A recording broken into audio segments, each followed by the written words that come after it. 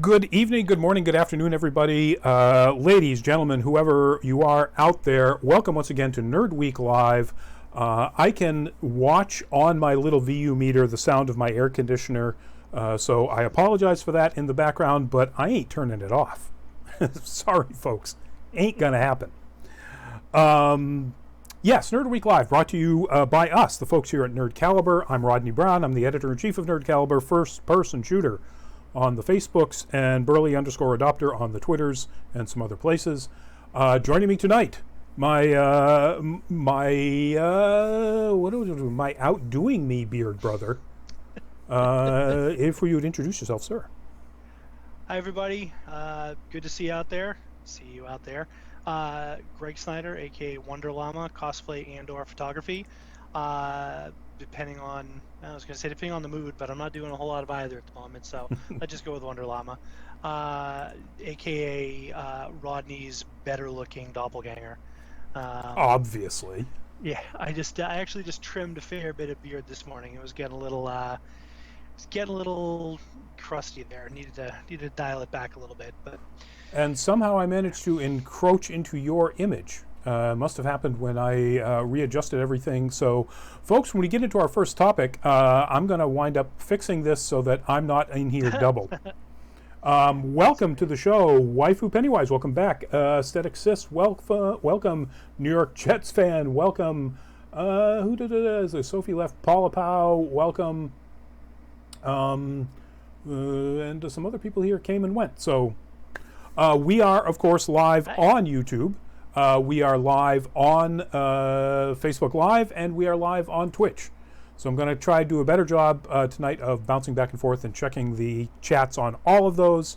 And if you have any questions about any of our topics, jump right in. But we're going to hit that first topic so I can do some adjustments. And that is... the image that popped up there for you, of course, is the wonderful Priest Cornelius, and his acolyte, whose name I forget, from The Fifth Element. And of course, the news is this past week, Ian Holm died. The wonderful, wonderful character actor who is was a stalwart in so much brilliant, nerd-focused entertainment. Everybody's, Bilbo Baggins, of course, Ash, the brilliant Ash from the first Alien movie. He was outstanding. Favorite role, Greg? Yeah, I mean, anybody that knows me knows I'm a huge Lord of the Rings nerd. It's got to be Bilbo. He was fantastic in that.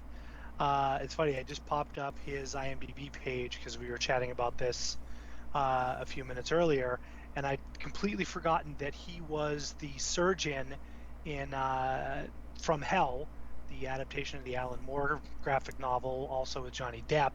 That was a fantastic movie. If you're looking for something gory and out there and messed up, that's a good that's a good one.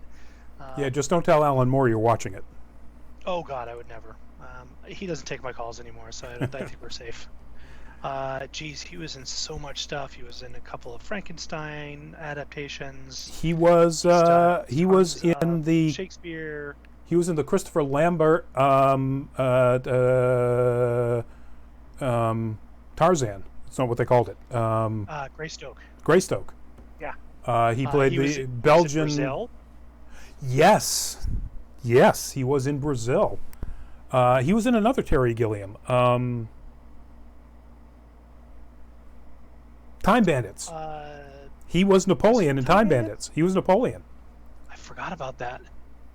He was in an adaptation of Man in the Iron Mask, always a classic. And actually, one of his. You wouldn't think of it because of the accent, but one of my favorite things that he's done, he was Skinner in Ratatouille. Also, yeah, I forgot about that one completely. It's an easy one to forget about because you don't expect that to be Ian Holm coming from that clearly not French person doing an accent, but very French accent. Well, I mean, his character in Greystoke was a Belgian and so he's doing the Belgian French accent. True. And of course, Chariots of Fire. I would say, if you haven't seen any of these movies, folks, if any of them appeal to you, if you like award-winning classics, Chariots of Fire, if you like nerd stuff that you haven't necessarily seen before, absolutely, From Hell. Just go and watch anything that Ian Holm has been in, and it's at least he's going to be fantastic. Wow. All right, so like I said, I'm just scrolling through some of his older stuff. He's obviously, like a lot of actors of his age and generation, he grew up doing Shakespeare, and I'm gonna have to find some way to dig this up. 1968 version of the classic Shakespeare comedy A Midsummer Night's Dream with David Warner, Diana Rigg, Helen Mirren, Clive Swift. Wow. Yeah, wow, I'm all that. Christopher cool. Robin Wetherell on Facebook Live, yes, he was Napoleon. That's true, yeah. And watch anybody who hasn't seen Time Bandits, please fix that, correct that mistake. You'll absolutely, you'll love it. I don't know anybody who doesn't love Time Bandits. My wife didn't love it. Really? Yeah, it's a little too out there. It's a little too. If you don't get the Terry Gilliam whack job out there sense of humor, it's not going to do much for you, I don't think. That's true. And it has probably one of the worst endings of a comedy that you can imagine. It's like, would you call that a comedy? Oh, come on. It's a farce. He can turn peas into beans. Anywho. Yeah, it's definitely a farce. Anyway, Ian Holm, rest in peace. Just thank you for all of the wonderful, wonderful work. And sadly... It was nice that they held that last ship at the Grey Havens for him to go into the West. Passing into the West.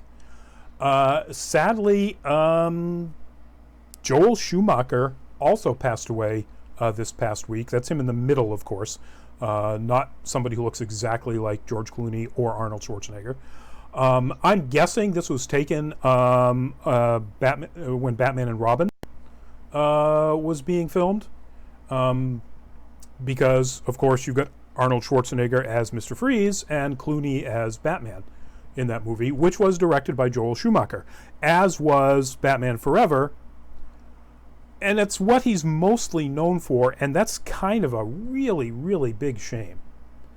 If you're an 80s nerd, he directed The Lost Boys. If you're an 80s movie fan, he directed St. Elmo's Fire. If you love really character-driven military stories, go watch Tigerland. It's one of the best movies of its type, of the sort of oh gosh, I can't think of it, Willem Dafoe Vietnam movie. Deer Hunter? No, oh my God. William Dafoe wasn't in that. Yeah. Anyway, it's sort of. Oh my goodness! So this is always fun to do, because you never know some of the kind of stuff until you look at their IMDb page. So sure, most people know him for the Batman stuff, but he did the In Excess video for Devil Inside. Yep. He did Lenny Kravitz. He did a Lenny Kravitz video. He did the video for Kiss from a Rose by Seal, which was inescapable in 1984, 85, whatever that was. Go figure. Christopher Robin points out Flatliners. Oh yes, 8mm. Yeah, Not my favorite. Yes, Falling Down. So of the two movies, if you want to see what Joel Schumacher can do, aside from a proud out gay director giving $100 million and saying make a Batman movie, which is clearly what happened with Batman Forever and Batman and Robin. I mean, those are two of the gayest movies ever made, and they're wonderful for it. Go watch Tigerland and go watch Falling Down.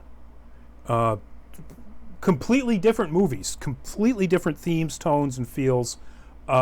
Both absolutely fantastic. And watch Flatliners. I mean, Flatliners is a very interesting sort of sci-fi, not really horror, I go to sci-fi thriller kind of, story. But great performances by people who will appear in other movies of his.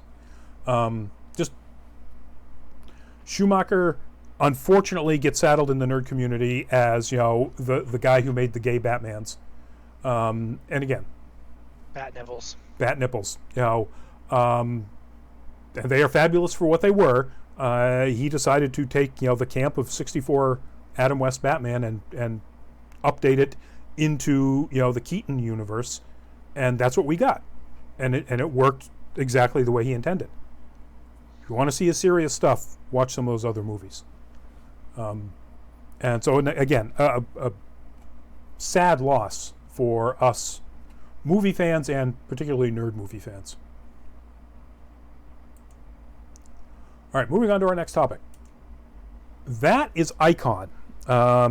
You may not know Icon if you're not familiar with Milestone Comics, which was a DC imprint for a number of years, which they then folded into DC, which is where we get Static, the main character from Static Shock, probably best known for that cartoon, but also a member of the Teen Titans and so on. But there's a whole bunch of characters that were created and have been used sporadically since Milestone got folded into DC Comics.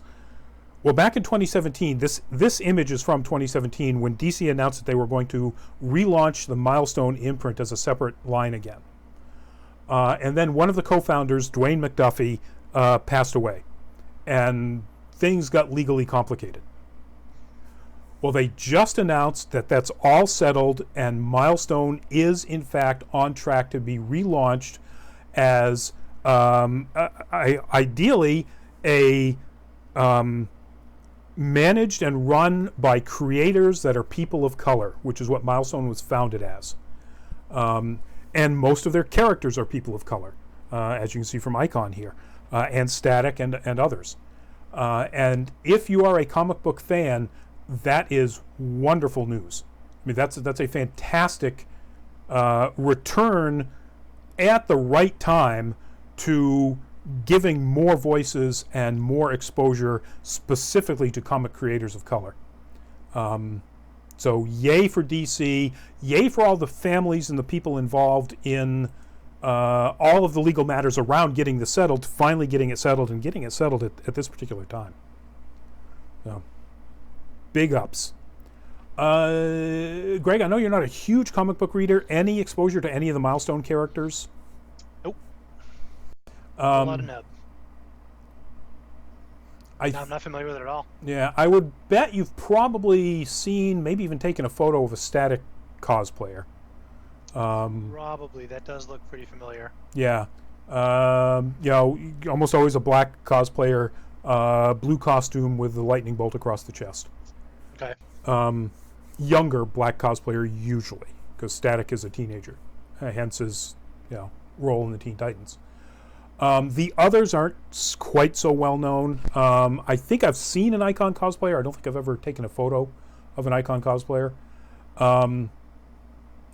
But just for the the return to giving creators of color so much power in their own projects, the return of Milestone is a big win for DC. So let's hope we see all sorts of cool things coming out from this. Whether it looks like that now 3-year-old, let's go back to this then, now 3-year-old design of Icon or not, who's to say? And in fact, looking at the chest piece, this may have been an attempt to get him into Blackest Night or was it Brightest Day? The Green Lantern crossover thing. that kind of looks like a Red Lantern stuff going on there. And why? Yeah, try and check it out. Why in my preview?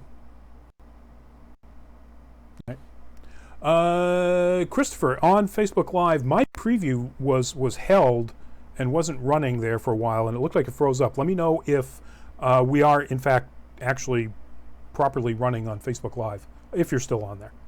So I just popped back over. I've got that open in another window, and it just went from the preview to us talking head types. That might have been me, and maybe Christopher was just responding to voices. But let's hope that's not the case.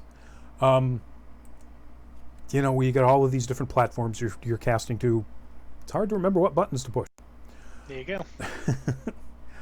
Anyway, so big props for DC and Milestone and the people involved. All right, I got to tell you, right out of the gate, I kind of got nothing for this, other than what was put out there. That's a cover from one of the many very popular, apparently, young adult novels from the series Animorphs. And I know kind of absolutely nothing about these books other than I've seen pictures of the covers. Author K.A. Applegate, 5 teens and an alien who have the ability to transform into any animal they touch.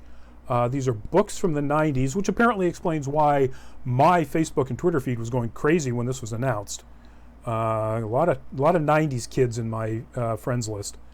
I'm sorry, that photo cracks me up. That looks like the 70s and 80s mall glamour shot prom type photos, or you've got the person looking in one direction and then the misty one looking in the opposite direction. Sorry, didn't mean to interrupt you. No, I agree 100%. But again, this is 90s artwork and it's designed for kids, so you're not going to expect. This isn't going to be Frank Frazetta stuff. Yeah, I know, which would actually be wonderful. Is he still drawing? No, he's dead. Alive? He's dead. He's dead, so he's not putting much out these days. Yeah, no, he's not putting much out these days. What about Forrest Vallejo? I believe Vallejo's still alive, but all right. Let's commission him to do a cover for an Animorphs book. There we go. I'm pretty sure Nerd Caliber cannot afford to commission him to do that, but I'd like to try. And I'm moving your mic up a little bit. You're a little quiet according to the VU meter. We haven't told you what the news is here, folks. The news here is that apparently they're going to be making a movie or a movie series about Animorphs. So this is heading into development. Producer Eric Feig and his Picture Start Productions banner are teaming up with Scholastic Entertainment. So the actual book publisher of the Animorph series is teaming up with this production company to make this movie. So the people that brought you an hour's worth of movie learning when the teacher couldn't be bothered to teach you that day will be developing this series. Exactly. I'm looking forward to the highest quality ABC after school special production values coming out of this. Yeah, I shouldn't be trashing this. I literally have no idea. This may be actually one of the best young adult series from the 90s.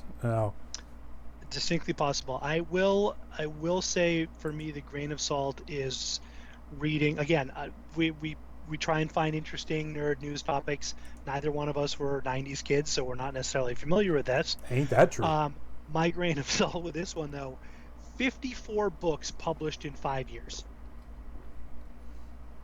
Which makes me think that K.A. Applegate is a nom de plume for a writer's collective. room. Yeah, could be. As was the case, though, talking about young adult novels of my age, the Perry Rodin series. Perry Rodin was this enormous series of books coming out of Europe, mostly written from Germany, translated into like every language you can think of. That was a sort of science fiction space opera adventure series that had like every science fiction comic booky trope you could think of. Psychic monkey aliens and laser guns and you name it. Pew and pew. But it put out hundreds of books in its 40 years of publication or something like that. I mean, it was published for a long time. That's funny. Reading more about this, it strikes me as, especially given the number of titles that were produced in a very short time, it's really reminiscent of like golden age pulp sci-fi and fantasy. Robert Howard, who's the other person I'm thinking of? I'm blanking on it. Not Conan, but John Carter from Mars. That level of stuff. Oh, Edgar Rice Burroughs. Edgar Rice Burroughs. Thank you. That's just it's a pulpy concept. There's a framework. There's a script you follow, and you plug in your stuff and you go. So anybody on the chat on Facebook or on YouTube, any fans of this series, chime in. Obviously, we're talking about the news, but neither one of us is familiar with it. So we'd love to hear from you guys. And Christopher Robin, thank you very much for noting that we actually are running properly on Facebook or Feekbook. And it looks, I was told that our chat disconnected on YouTube, but it's now back up again. So as Greg said, if you're an Animorphs fan, jump in. I think our audience is kind of like split.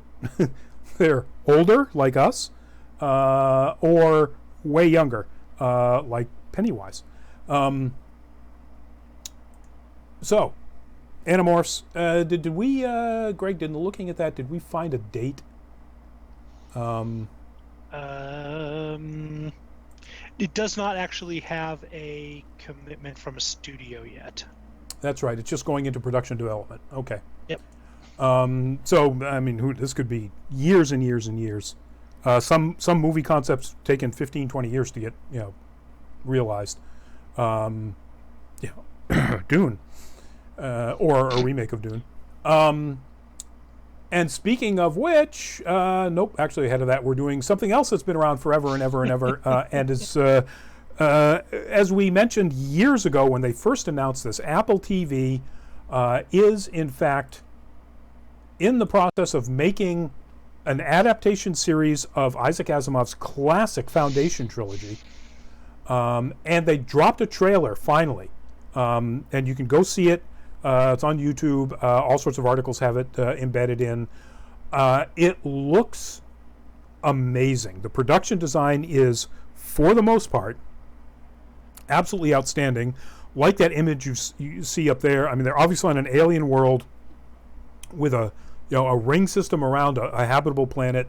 I like the idea of the boat that has sort of like the two pillars coming up the back, so that right in the middle you can actually have a very Asian style powering oar. Propulsion. Propulsion system. It's really cool. It's really neat, and there's more of that. Jared Harris as Harry Seldon, perfect. Not even remotely how I picture Harry Seldon in my head, but perfect. No, neither. Is right when you said that, I'm like, who do I picture? I don't know who I would picture as Harry Seldon, but so physically, in my mind, he looks a little bit more like Patrick Stewart. I picture him as bald. But anyway. So to your point about our audience tends to be split between older people and younger people, just a quick bit of background. Foundation was a trilogy with some other stuff alongside, written from the 40s through the 70s by one of the titans of sci-fi, Isaac Asimov. It's hard to even really describe it. The series takes place over 1,000 years. It isn't your typical, few years in the life of a couple of characters, but it's basically about a guy named Harry Seldon, or it starts out about Harry Seldon, who develops a concept called psychohistory that can more or less predict with a startling degree of accuracy every major inflection point, tipping point, massive change of everything that's going to happen over the next 1,000 years. And all of it goes into a giant vault. And just before that event happens, the vaults open. And what's fascinating is that obviously, as several hundred years or a different civilization or a completely different star system opens their vault to find out what someone from 300 years ago predicted was about to happen, humanity has changed, the culture has changed, science has changed, or human understanding of science has changed. Sometimes it progresses, a lot of times it regresses very, very dramatically.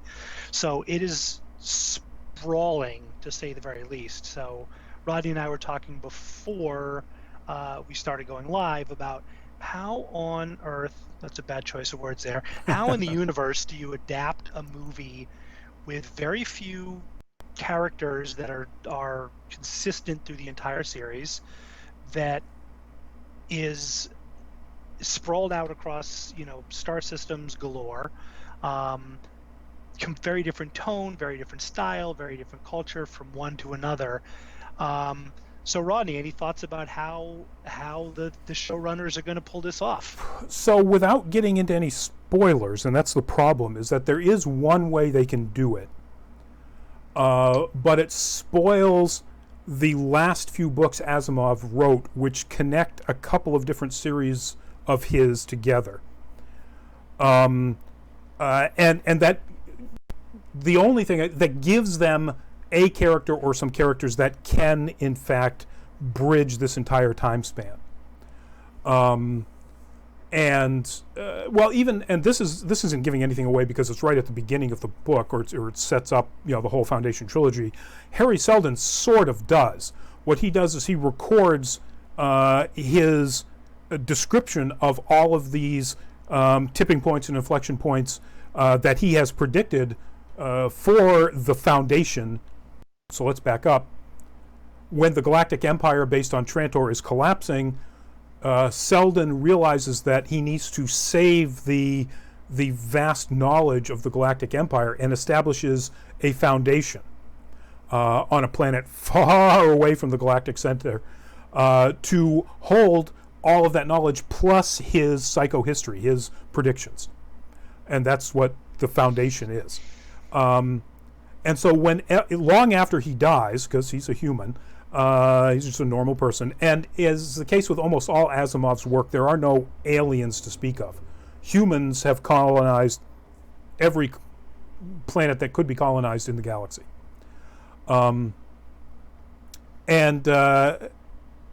So Seldon appears as a hologram to tell people about these tipping points and the things that they have to worry about and become aware of, and what's the important thing to look out for at this particular point when he appears. And so Jared Harris's character, Harry Seldon, does sort of bridge throughout the entire series. But how that works and sometimes doesn't work is a very important part of the plot and the narrative of the whole story. So I think they can do that. As Greg found out looking at the IMDb listing, there's only 10 episodes in the first season. And the trailer has characters that do not appear until well into the first book. And this image here, and I don't know where this they could have just made something up and this is a cool planet. But it would fit that this is someplace that happens well into the second book. Hundreds and hundreds of years, many characters, much plot, much action, political intrigue, etc., from when the series starts.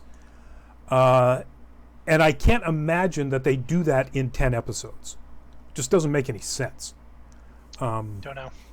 So either they filmed some stuff just to show you what it looks like, or some of these are planets that are in the first book that we just don't get enough description of to be able to say, yeah, that's what it looks like, or doesn't. but I can't say. The fact that they do have characters, and they have gender swapped some of the characters, which I think is kind of cool. Particularly one of whom, who in the books is just like the most swaggering macho, literally a kind of a what do they used to call him? Gunboat diplomacy kind of, robber baron merchant kind of guy. Is now a female character, and if they keep the characterization in the dialogue, I'm like, yes.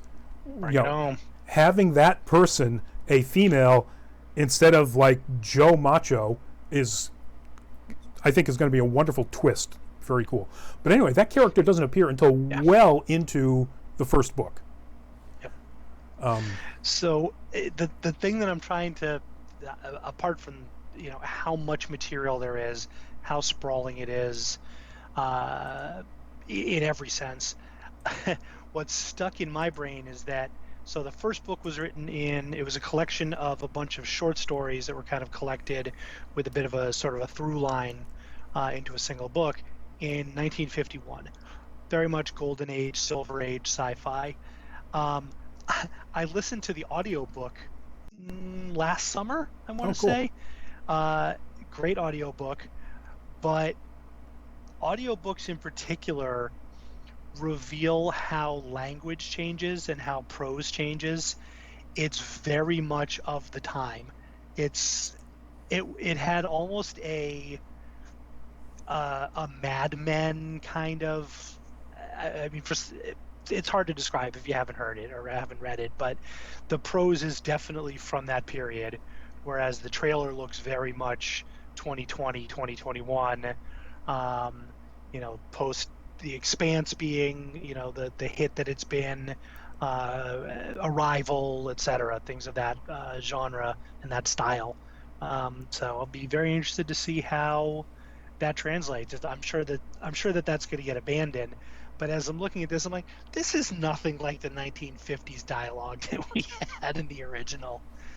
That's a good point. And so Asimov, I love Asimov to death. Asimov is not known for being a brilliant dialogue writer. He's a very interesting character writer. He just doesn't have those characters speak very believably in a lot of cases. He is a huge fan of closed room mysteries. He's a big Agatha Christie fan and so on. And that kind of prose and dialogue comes through in his work. He loosened up a little bit as he got into the 70s. Oh, crap. I can't remember the book he wrote about extra-dimensional beings. Don't know. What was his other big one? Was that Darkness? Oh, Darkness Falls. Nightfall was one of the best short stories ever written. So I'll just throw this out there for anybody who is watching us, Facebook, YouTube, Twitch. If you're at home and you're looking for some interesting stuff that maybe you're not as familiar with, you can go wrong with Isaac Asimov, but you kind of can't go wrong with Isaac Asimov. The Foundation series is terrific. You may have seen the I, Robot movie that Will Smith was in that was made several years ago. The books, I know we say this stuff all the time. It's a broken record. The books are genuinely better than the movie. The movie was not terrible, but it wasn't really very good. They're fascinating. It's great, hard-boiled sci-fi detective fiction. Nightfall, I literally can't talk about it without being a spoiler, so I'm just going to say, find Nightfall, read Nightfall. It's not a very long book. It's a, pardon the horrible pun here, but it's foundational sci-fi. So if you're looking for something cool to read and you're not familiar with Isaac Asimov, public libraries, sorry, I'm going to be a public service announcement here. If anybody out there has Hoopla, you can find a lot of this stuff and check it out from an ebook from your local public library. A lot of libraries are doing check it out online, pick it up, drop it back off again. So I've been doing a lot of reading while I've been working from home. There you go. There's my reading is fundamental, kids. Exactly. So iRobot is one of the few examples where Asimov transcends his ability to write dialogue. Particularly, and I don't know why he gets this and gets it so well, but when he is writing about Dr. Susan, oh crap, I can't remember her last name. She's a character in the movie iRobot. She's Moynihan's character, Bridget Moynihan's character. Susan Calvin, thank you. His writing of her character and dialogue is wonderful in a universe which at the time in the 50s was not writing complex, intelligent, tough, occasionally mean female characters at all. That just wasn't a thing. And Susan Calvin is one of the best female characters ever brought out of the 1950s. No question. In the books, not in the movie. I think to your point is that the character, I mean, because it's to an extent, it's kind of hard-boiled detective fiction in space or in the future. It's easier if you're not a great dialogue writer to go into that kind of Dashiell Hammett, almost pulpy sort of dialogue mode, and Oliva, the robot, is very much so. Anybody familiar with Star Trek Next Gen obviously knows Data. So hold on. So the iRobot book does not have that character. The iRobot book is set way earlier than the universe that has the wonderful detective fiction of R. Daniel Oliva. And I tend to think of I've read the whole series several times, and I think of them. And he does. He connects them ultimately. But yeah. I can't think of either of the titles of the two main books in the Oliva series. Caves of Steel, Naked Sun. Yep. Robots of Dawn. So this one, I'm just going to chuckle at it because I just popped up the Wikipedia page on this to sort of refresh my memory. There was a collected, like an omnibus called the Complete Robot, with a bunch of short stories in the same space, if you will, and one of them is called Christmas Without Rodney. I'm sure I've read it. I don't remember it, Probably. but I've read everything he's written, at least every piece of fiction. And much of, as Luminous asks, his nonfiction. Luminous asks, do you like any of Asimov's nonfiction? The nonfiction I read was nothing special, whereas the best of his fiction is classic. I grew up reading his nonfiction as well. I thought he had a real knack for explaining difficult concepts really simply. So his books on physics and mathematics and biochemistry and so on, he was a biochemist instructor at Boston College or BU, Boston University. BU. So, I love those, Luminous. I thought that they were some of the best sort of casual science explainer books I read when I was younger. But yeah, his fiction was where he really shines. But anyway. Anyhow, so we got off. Foundation series is on tangent about exactly one of both of our favorite authors. The Foundation series is going to be, sadly for me, on Apple TV, but it won't be premiering until 2021. So I've got time to bite my fingers and finally accept that I'll probably have to pay for Apple TV, because I really don't want to. But I will watch this. I will have to, however I get it. It'll be fascinating to see whether they adopt the Netflix approach or the HBO approach, and whether they do, the entire 10 episodes at once, or they stretch it out over 10 weeks. Obviously, to keep subscribers, so you don't subscribe on a Friday, binge the whole thing and cancel on a Monday. Well, Apple TV's already in production and shown shows, or its originals, do the Disney Plus, streaming system. They parse it out over the HBO Max and so on streaming system. It's a weekly or whatever new episode. Netflix is still really the only one that consistently does the single dump for a binge watch. And it's funny. Not to get off on a tangent here, but when Netflix first started doing that, this is great. You just watch everything all at once, and some things lend themselves to that. But we were talking about this with Game of Thrones. Would that have had the same impact if they had dumped an entire season all on the same, all 8, 10, 12 episodes all at once?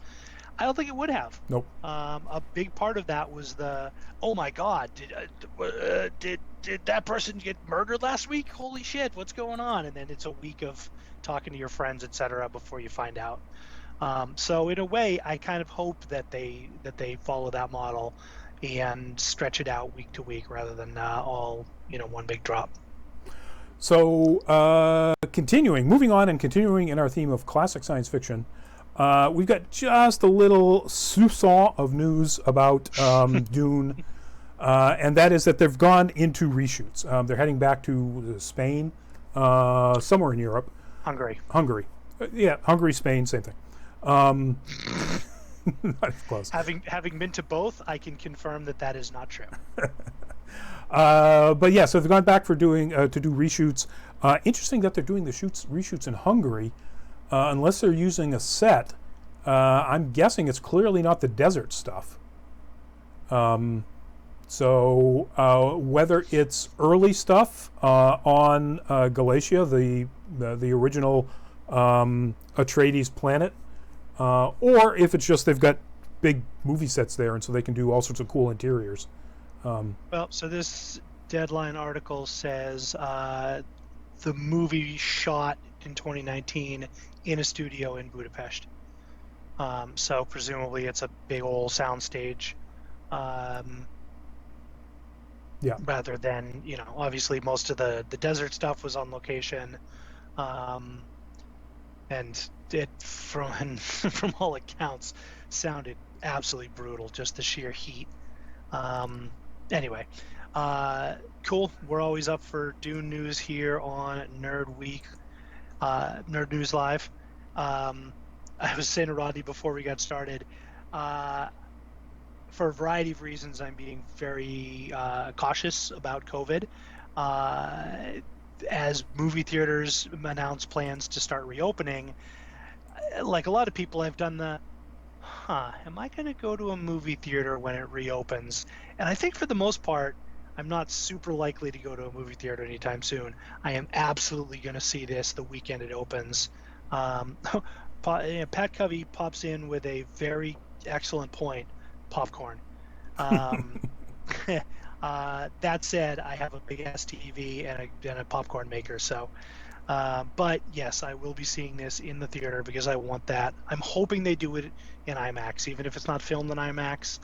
I hope it gets released and shown in an IMAX theater, so you've got that, because scale and scope is what this series is all about. Sandworms is big. Yuki Cho, welcome to the Yuki Chu, sorry, welcome to the show. What time is it? It's 8:44. Although when you asked, it was probably 8:40 because. And Covey, welcome to the show. Get that popcorn.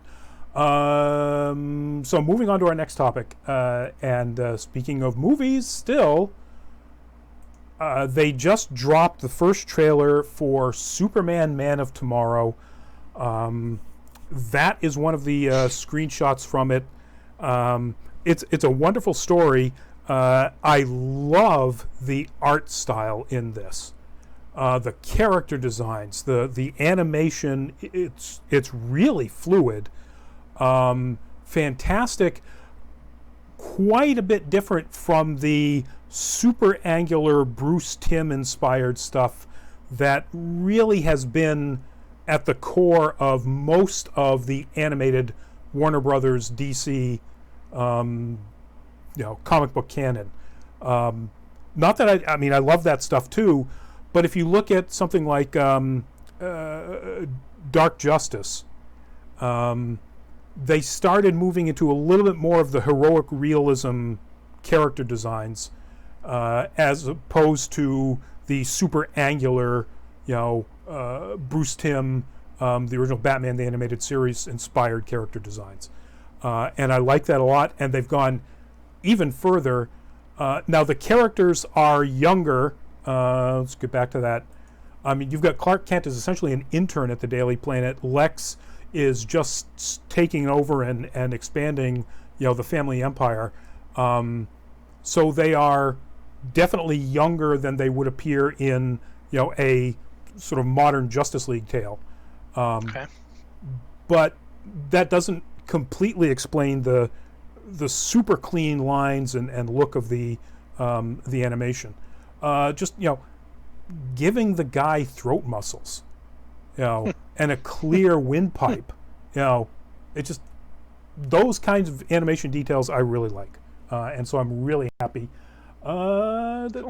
Yukichu, will there be more?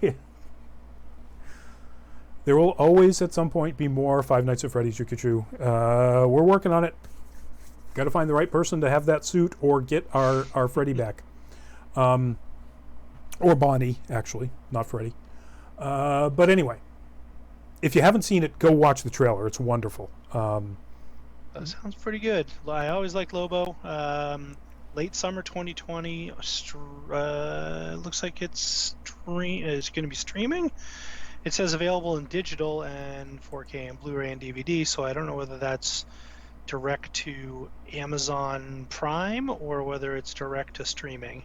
Usually what this means, and in fact what they did with the last movie from DC, from Warner Brothers, is they make it available to purchase or rent, usually purchase first before they get to a rental, digitally from places like Amazon and so on, before it becomes something that you can rent from Amazon, or you can order the Blu-ray, etc.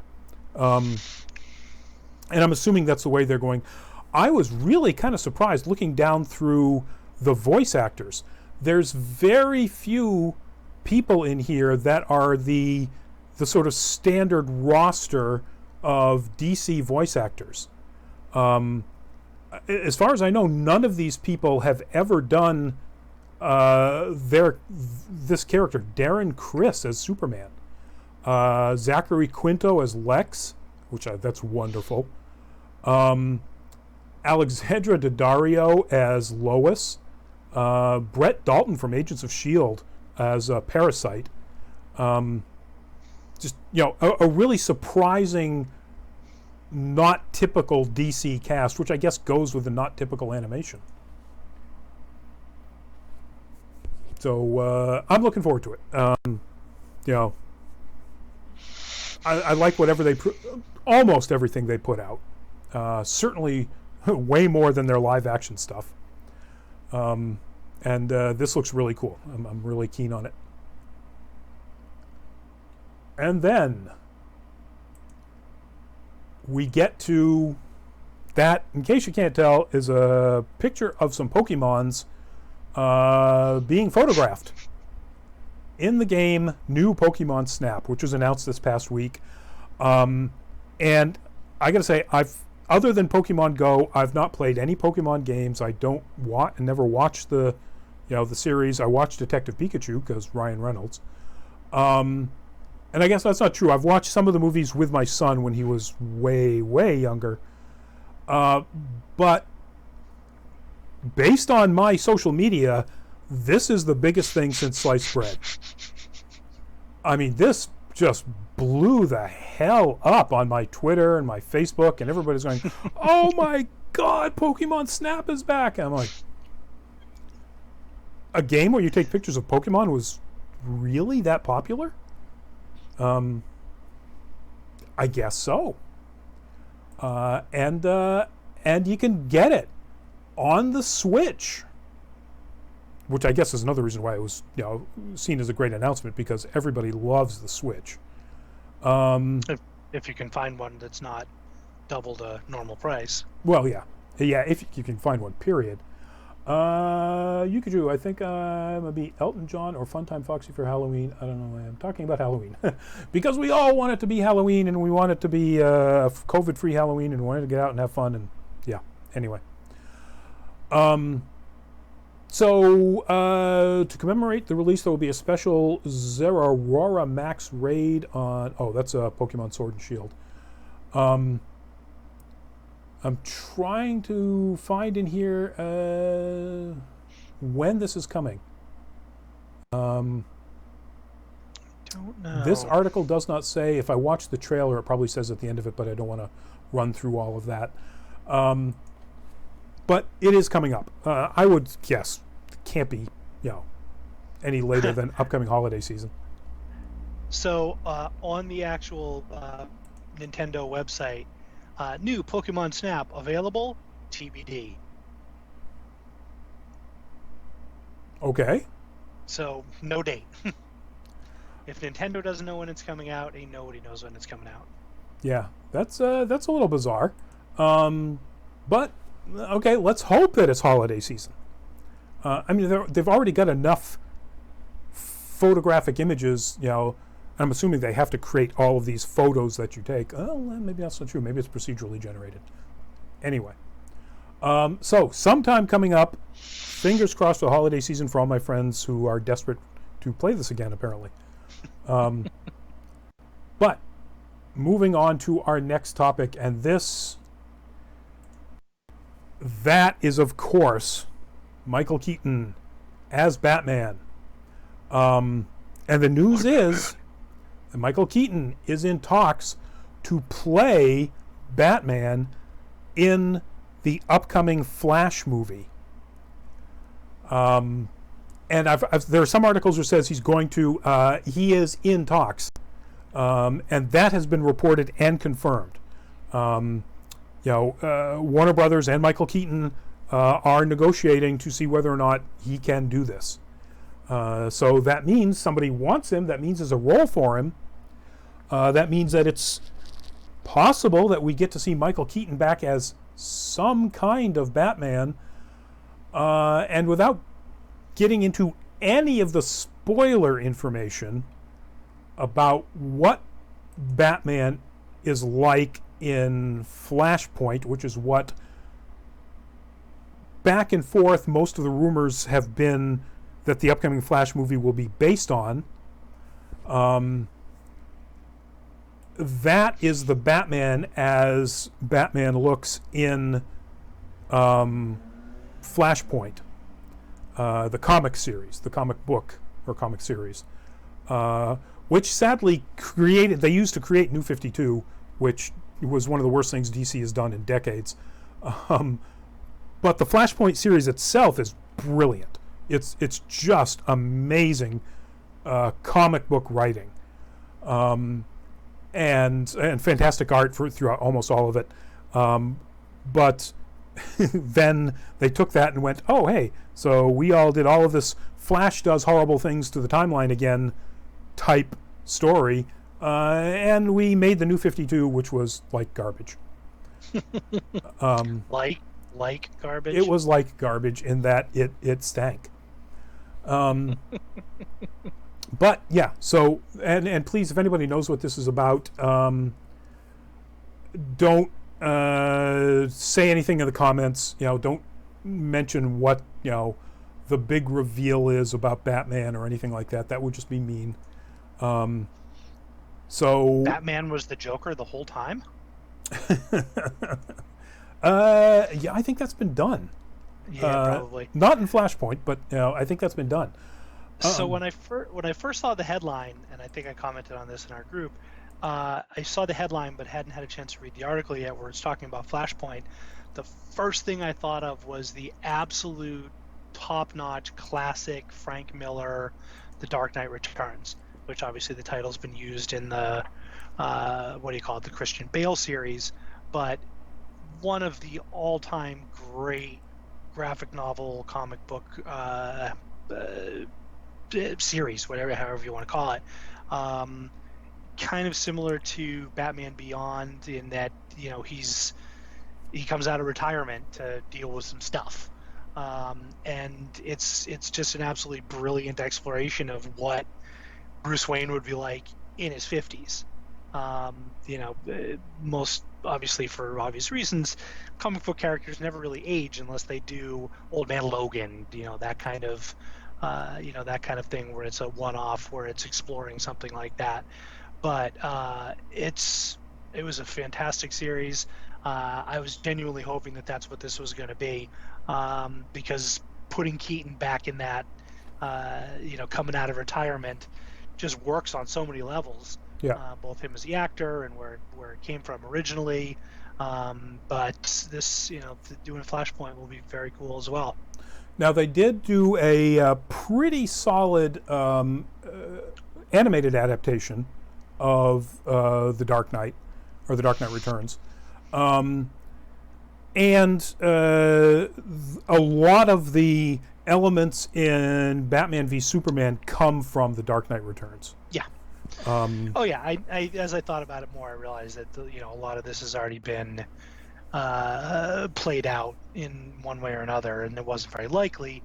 But man, wouldn't it be cool to see take that Frank Miller, however many, I read it as a graphic novel, not as the original individual issues, but take that arc, The Dark Knight Returns that Frank Miller wrote, and do a Michael Keaton getting back into the Batsuit 20 years later.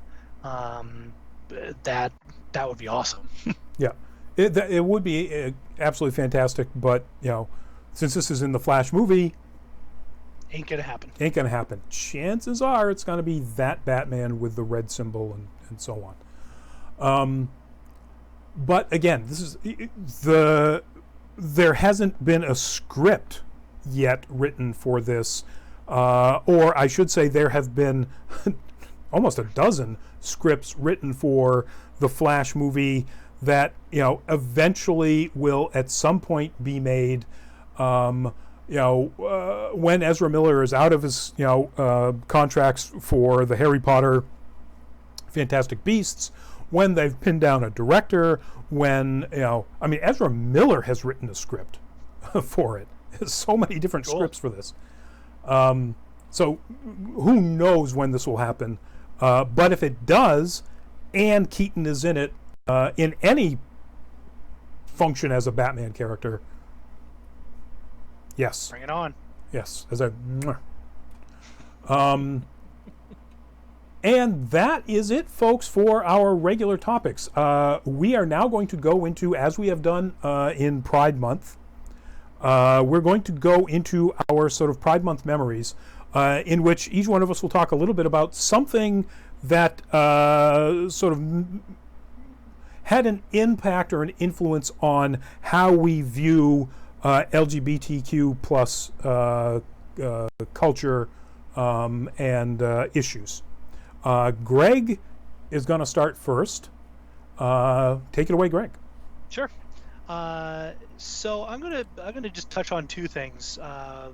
One briefly, one a little less so. So anybody that's been that's seen me on these knows I'm a book guy.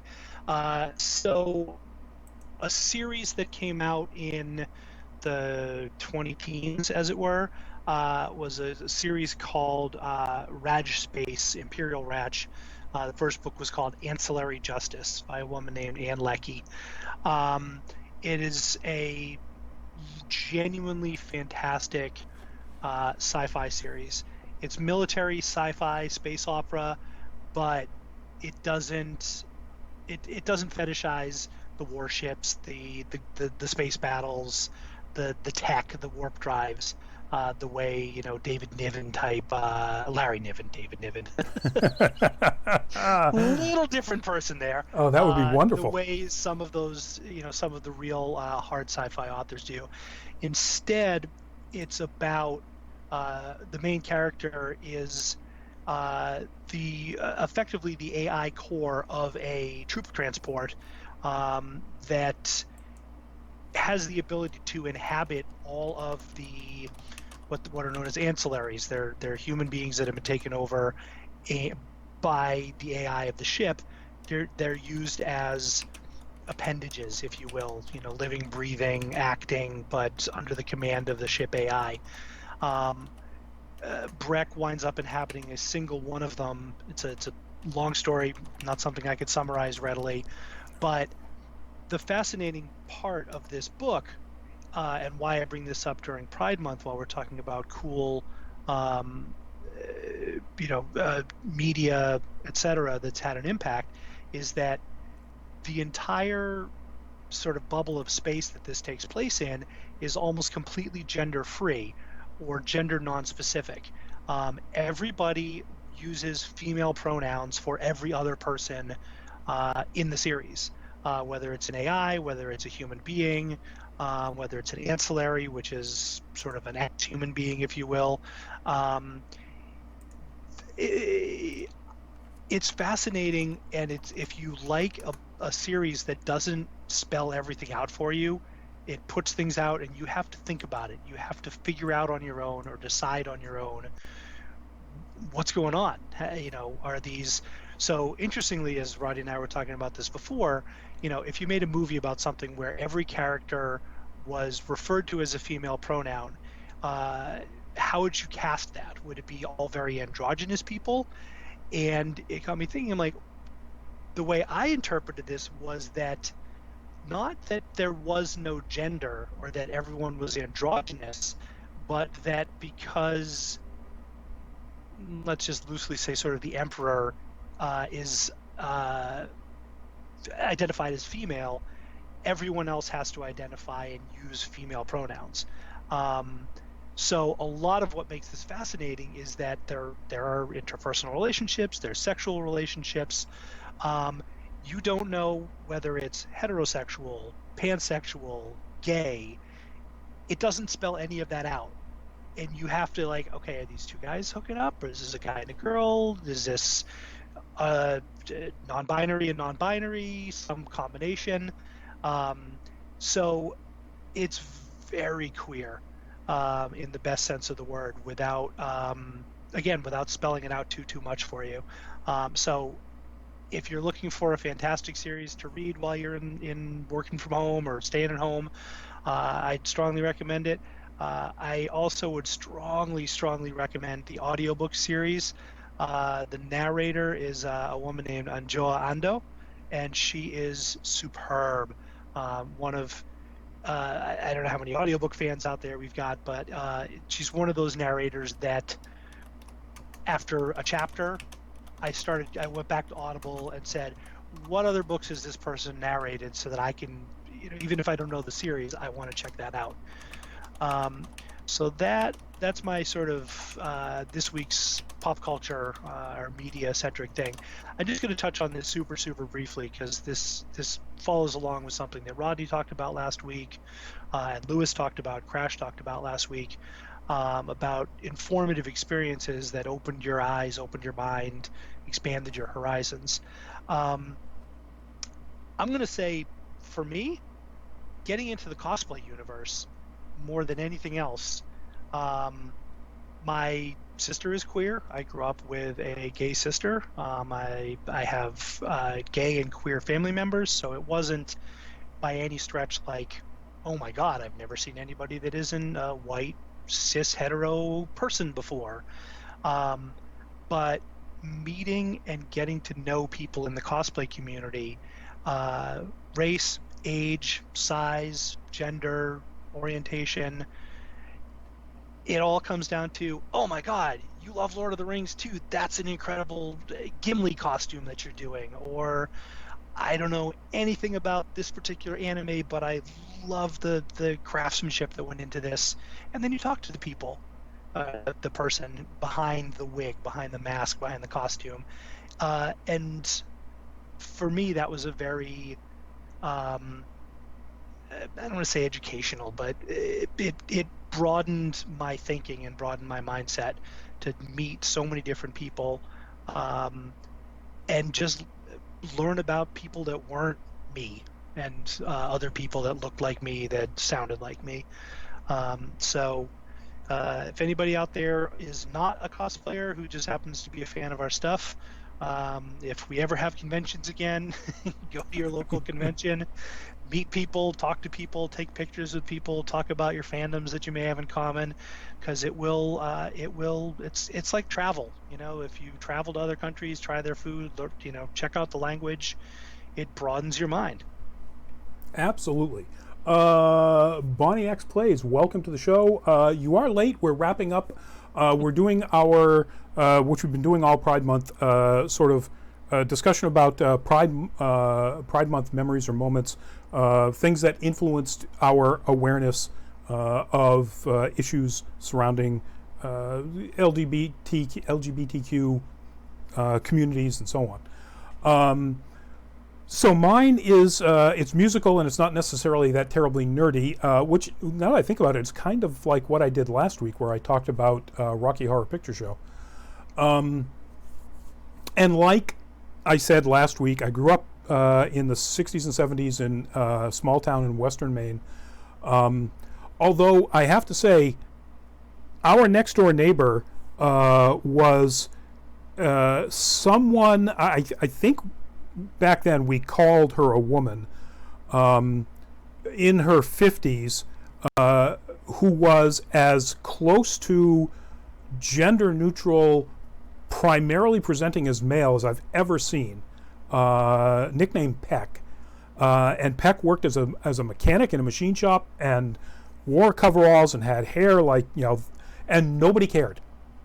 Like, nobody cared. In late 60s and 1970s rural western Maine, it was just like, oh, hi, Peck. That, and so thinking about that, I guess I already had a little bit of a foundation of kind of thinking, okay, do what you want. But I also grew up in, a time when, homophobia was everywhere, and I certainly said all sorts of horrible things, casually, but still, casual homophobia is homophobia.